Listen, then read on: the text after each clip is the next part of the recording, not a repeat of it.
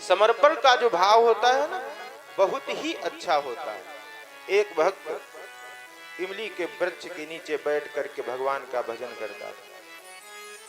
साधन सुधा सिंधु में लिखा हुआ है, गीता प्रेस गोरखपुर से बहुत ही सुंदर किताब निकलती है। उसमें लिखा है कि एक भक्त इमली के वृक्ष के नीचे बैठ करके भगवान का भजन कर रहा था। एक दिन की बात है, नारद जी आ जाते हैं। उस भक्त में नारद जी से कहा कि आप इतनी कृपा कर दें, कितनी कृपा कर दें कि आप जाकर के मेरे प्रभु से, मैं जिनके लिए भजन करता हूं, उनसे ये पूछ लीजिए कि आप हमें दर्शन कब देंगे। नारद जी पहुंचते हैं, भगवान से कहते हैं कि एक भक्त इमली के वृक्ष के नीचे बैठ करके आपका भजन कर रहा है और वह पूछ रहा है कि हे प्रभु, आप हमें कब मिलेंगे। आज भगवान कहने लगते हैं कि उससे बता दीजिए कि इस पेड़ में जितने पत्ते हैं उतने वर्ष मुलाकात करने में लग जाएगा। आज नारद जी वापस आते हैं। नारद जी बहुत ही उदास हो जाते हैं कि देखिए भक्त भजन कर रहा है, लेकिन प्रभु कहते हैं कि जितने पत्ते लगे हुए हैं इमली के पेड़ में ना, उतने वर्षों के बाद में मुलाकात होगी। वापस आते हैं, भक्त निवेदन करता है, प्रार्थना करता है।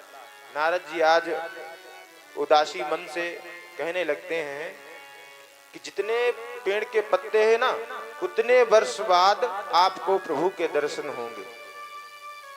आज जैसे ही नारद जी के मुखारबिंद से यह वाणी सुनता है, वो भक्त भजन छोड़ करके आज नृत्य करने लगता है।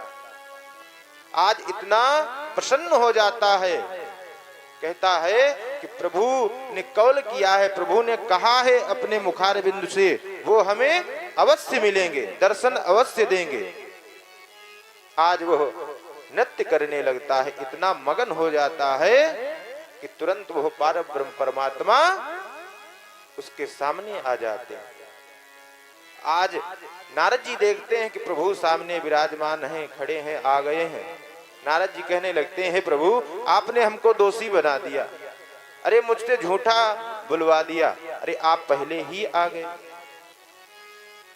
तो प्रभु कहने लगते हैं कि जब हमने अभी इसको दर्शन नहीं दिया है, केवल इसने सुना है कि हम इतने जन्मों के बाद में, इतने वर्षों के बाद में इसको दर्शन देंगे, तब यह इसका निरंतर मन हमारी तरफ बढ़ता चला जा रहा है, इतना प्रसन्न हो गया है। अरे जब अभी इतना प्रसन्न है तो दर्शन करने के बाद में पता नहीं कितना प्रसन्न हो जाएगा। आज इस प्रकार से वह पारब्रह्म परमात्मा उस भक्त को दर्शन देते हैं। इस प्रकार से उस भक्त की जो भक्ति करने की चाल थी ना, वो बदल जाती है।